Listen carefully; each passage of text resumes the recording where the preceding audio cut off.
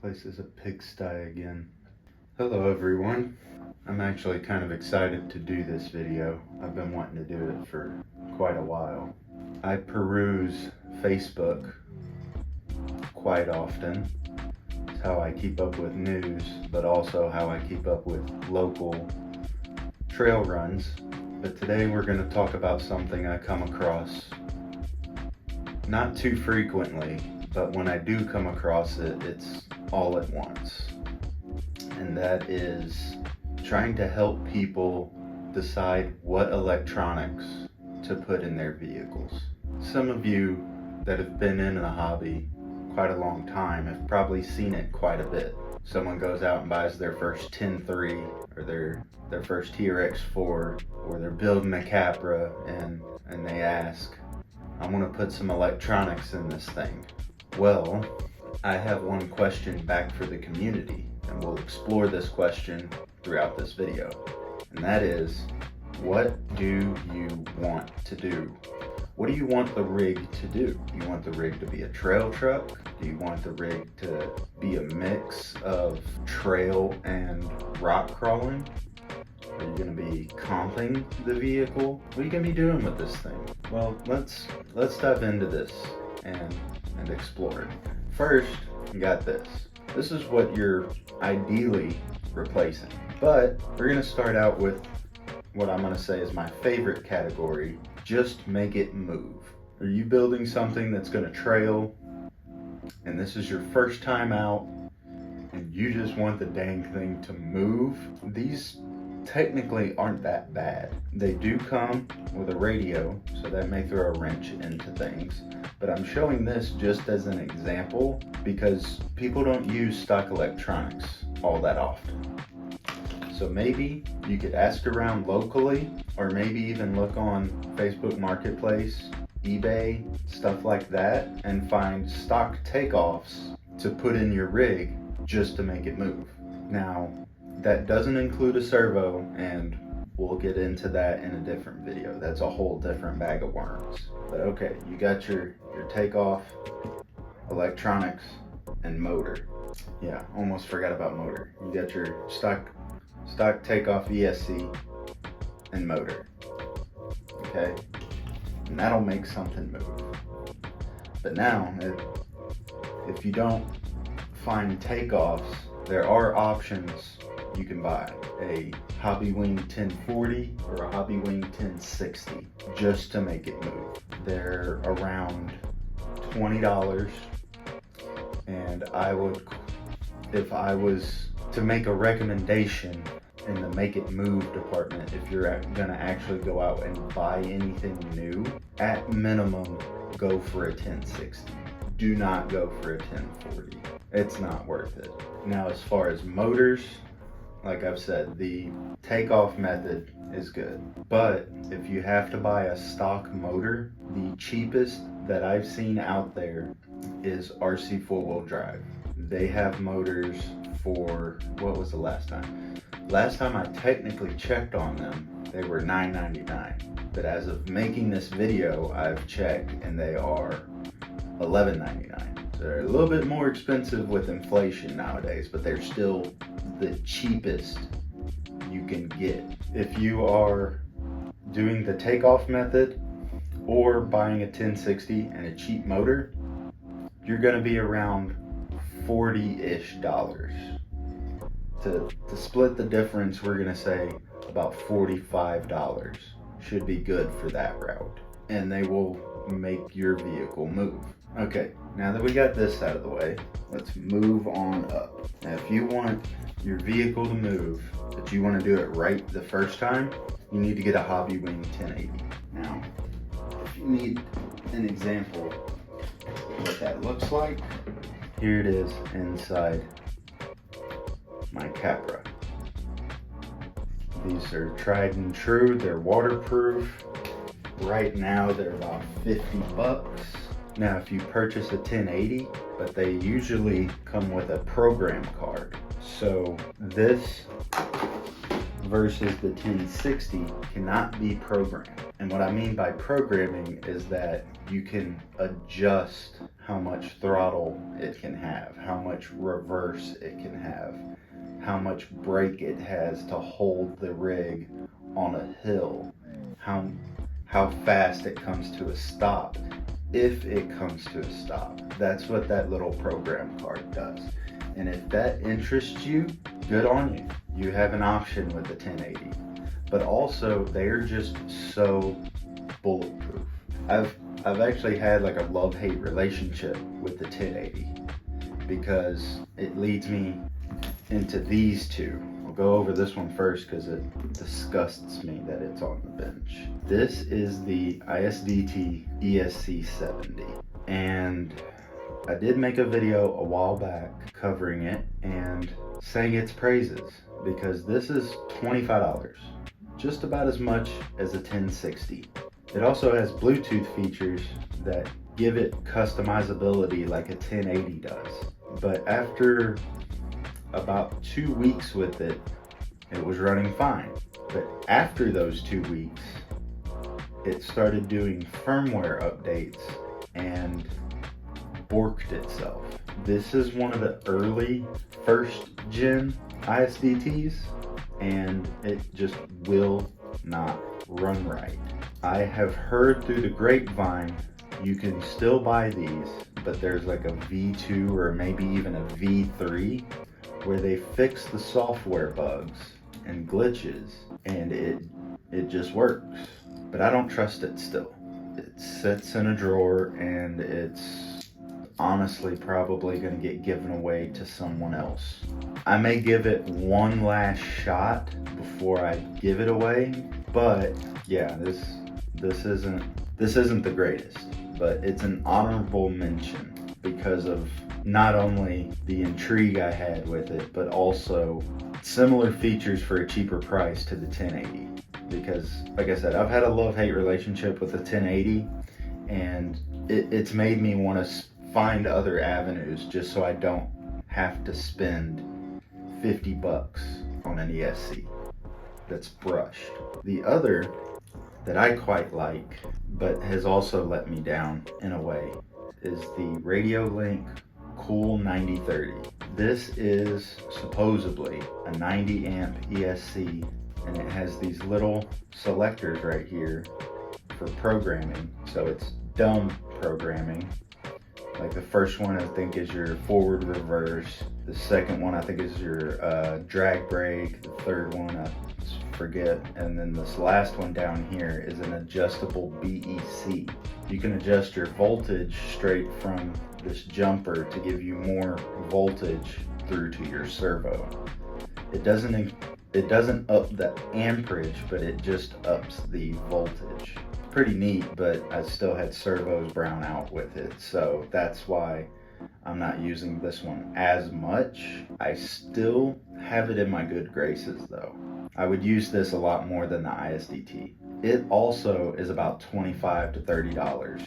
And its greatest trick, this can run 4S. I mention that because I would like the comp community to try this bad boy out. You can run 4S on your brush motors. Now anyway, straying away from that, we'll get back into motors.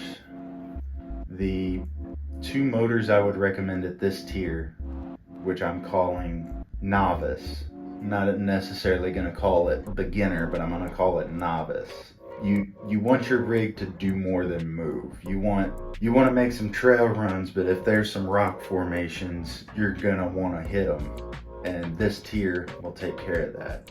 And for motors, I'm gonna suggest the Holmes Hobbies Sportmaster and the Holmes Hobbies Trailmaster. What's the difference between two of them? One's red and one's green. No, I'm playing. The Trailmaster is 3-pole, which means it has 3 what they call slots within the motor for the windings, and it will give you awesome torque. The Sportmaster has 5 slots for the windings, and it will give you incredible smoothness and startup. while still giving you quite a bit of torque. I personally like the Sport Masters, but the Trail Masters aren't bad either. I just don't have experience with them. And those motors are in between $15 to $20 a piece. Can't go wrong with them. The reason I picked this up is this is a 5-slot motor. I actually got a recommendation from Mr. Crawler Canyon on this motor, and I'm just waiting to try it out.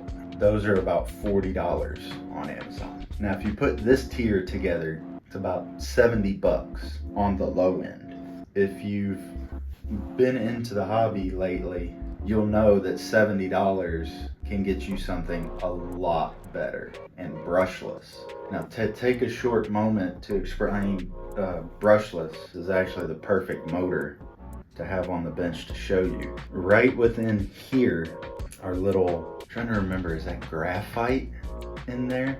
Or it's some material that rides against the contacts of the, God, I want to use words that are not correct, and I don't want to get crucified in the comments. I think it's the commutator is the spindle that goes through here, and the material right here that is spring loaded and pushed into the contacts of the commutator. That is a brush. Brushless does it in a way where you do not need those materials pushing against the contacts, and they can give you a lot higher speed and a lot higher torque. Big time on the speed.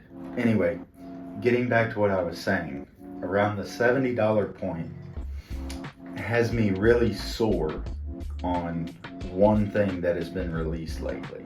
Luckily, it's from a company that I really love, and it's Hobbywing. They have released the Fusion SEs. Depending on the power you want out of them, you can get one for $70 or for $80. Or, because they're so hot, if you have to go to third-party websites, sometimes $100. But that's besides the point. These motors are so good, they've thrown a wrench into buying brushed, in my opinion. I used to want to suggest brushed for so long. Just pick up a 1060 and a Holmes motor, or pick up a 1080 and a good Holmes motor, and you're done. It's just what you do, you know. It'll get you up and running. It'll give you good performance even. But at that price point, it's getting really hard to suggest a brush system. I still have a fondness of how these motors perform. That's why I bought this to test it out in the Capra. But the Fusion SEs are just so good, and especially at that price point. You can't go wrong. So if you want an entry-level brushless system, it is a no-brainer for a Fusion SE. Now, moving up in the range, Hobbywing also has you covered with the Fusion Pro. This one is even more powerful and also has more programming built in. This is $150. Some of you out there may be like, whoa. Pump the brakes here. $150. It's kind of expensive. And it is. In my honest opinion, $150 is the ceiling of what you should be spending on power units for your vehicle. But that's just me.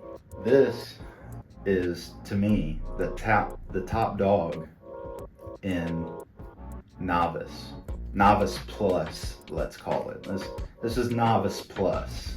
You've been in the hobby 2 years and you want to upgrade the power system in your vehicle and make it perform, make it do things. This is what you buy.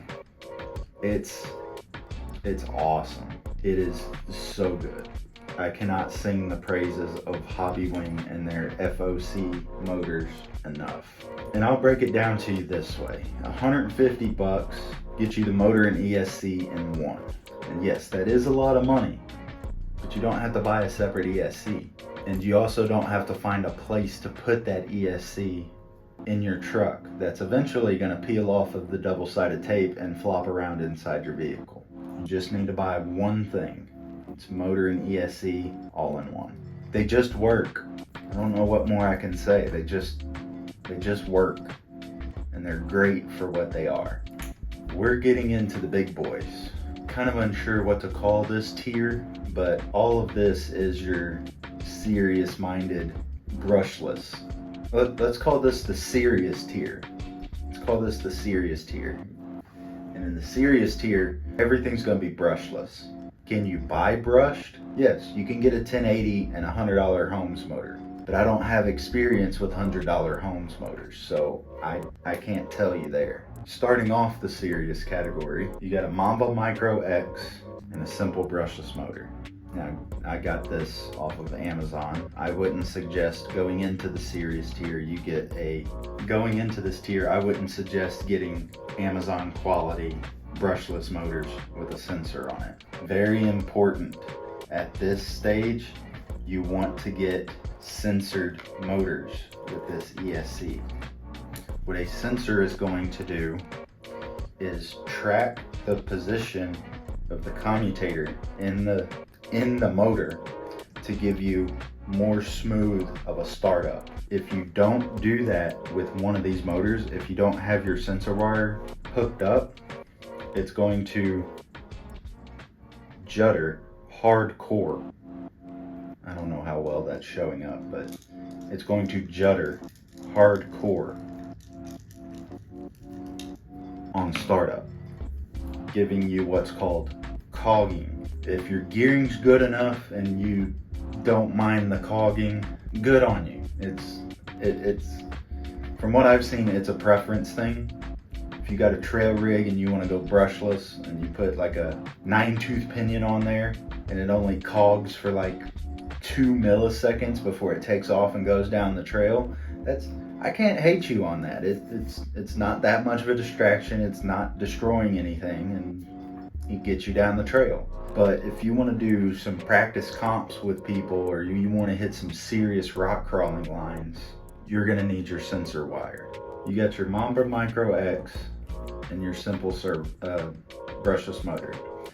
When I say simple, I would suggest going through your local community and seeing if you can find a used brush motor, like a Castle Slate or something else similar.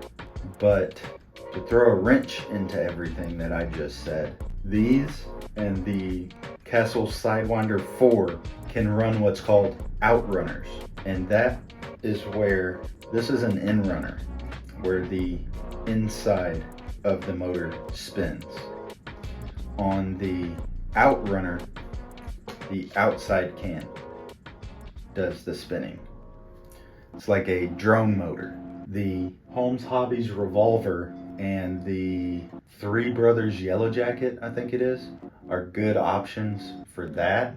Now, with these Castle ESCs, they're going to make a horrendous cicada style noise and annoy everybody within a 10-foot radius of you. But boy, do they have the smoothness and the torque. I've run one once. They're not my setup of choice, but I understand why people use them. They are amazing at what they do. Also, an honorable mention that's within the same cost of this and a revolver is a Sidewinder 4 and a 10-shock 10-pole motor. The 10-shock motor is a 10-pole in-runner brushless motor that's not censored. And if you set it up right on a Sidewinder 4, they're just as good as a revolver. I actually loved that setup when I used to have one. Honestly, I think I need to get one again as well. It was a good setup. Now this serious setup I just described is just the beginning, but that all that I just showed and mentioned starts in between $150 to $200. Now, if you want to move up from there, you can get a Castle Copperhead with slate motor combo. And I think those are $200 out of the box, and those are 4S. And the reason I'm putting so much emphasis on 4S in this video is comp guys for some reason swear by 4S. I've been fine with 3S for years, and I've gotten all the power I've ever needed. But then again, I don't comp, so I don't get it. But I do have a copperhead system in my Portal Bomber, which is up at the very top of my shelf and I'm not gonna bring down, sorry. But the copperhead and slate combo is definitely worth the money if you want to put some serious power down, or you need serious power. Now, last but not least, we have the top of the serious bracket, the Mamba X. This thing does 6S. And before the Copperhead came out, this was the only way you could run 4S in a comp vehicle. Just this ESC is about $175. As of recording, just this ESC itself is $165. They have ESC and motor combos that are $240. So with this bad boy, you're gonna spend some money. But this thing has programming options out the wazoo. Supposedly you can track the performance of it and plug it into your computer and get graphs and telemetry and stuff on what this thing is doing with voltages and curves, and I've never jacked with any of that, so I can't even explain to you what the hell it does. These things are also bulletproof. I guess you could say these are like the 1080 of the brushless world. These are your go-tos, these are bulletproof, they're waterproof, they just work. But they've always seemed like such overkill to me. Why do you need a 6S capable ESC in a crawler? I never understood it, but they perform and they work. And you can pair this with any brushless motor, revolver or slate or whatever you happen to find, censored or sensorless, and they'll get the job done. But like I said, this is at the top of the stack. This is the top of the heap, the best of the best. Now, there are honorable mentions. One of them I want to mention, but I haven't had experience with them. It's the Tekin series. Tekin makes the RX-4 and the RX-8, and they also have their own line of motors to go with them. I think it's called the Rock 412 is their motor. I've seen them around. I've never seen them break, so they've got reliability and they seem smooth. Like I said, I just don't have experience with them. And they also seem to be as pricey, if not maybe a little bit more, than the Mamba X and the motor combo. But if you're looking for an alternative to this, I would suggest Tekin. Also, one thing I did not mention in the previous tier with the Copperhead was the Hobbywing Axe system. I didn't mention it there because that system, as good as it is, isn't really relevant anymore. You have your Fusion Pros for cheaper, and you even have your Fusion SEs for even cheaper. A standalone ESC and motor combo to give you the field of control system that Hobbywing has just isn't relevant anymore for the $200 price tag that they're trying to charge. Now, I have one.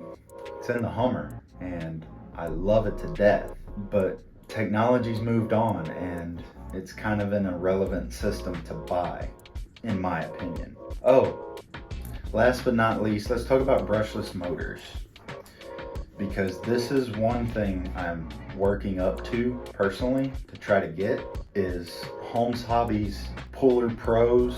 I think they have 10 shooters, which are 10 pull end runners. I was gonna look some stuff up, but my computer's on the fritz at the moment. Those are like the hot rod motors of the brushless world. They get shit done.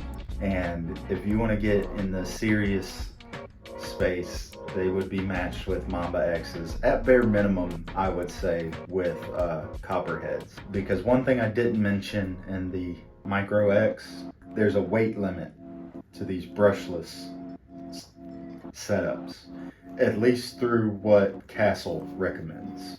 Micro X, I think, has a weight limit of like 7 pounds, which is okay for most rigs, but I wouldn't want to put it in the RC four-wheel drive rig I have down there. Okay, I feel like this is getting towards the end because I'm starting to ramble, but I hope people found this informative with the curve I tried to make of progression that you can make with your RC electronics, what you want to do with it, because that's what I always do. When I want to know what I want to put into a vehicle, I just ask myself, what's this truck gonna do? I hope everyone out there found this video informative, and I will see everyone in the next video.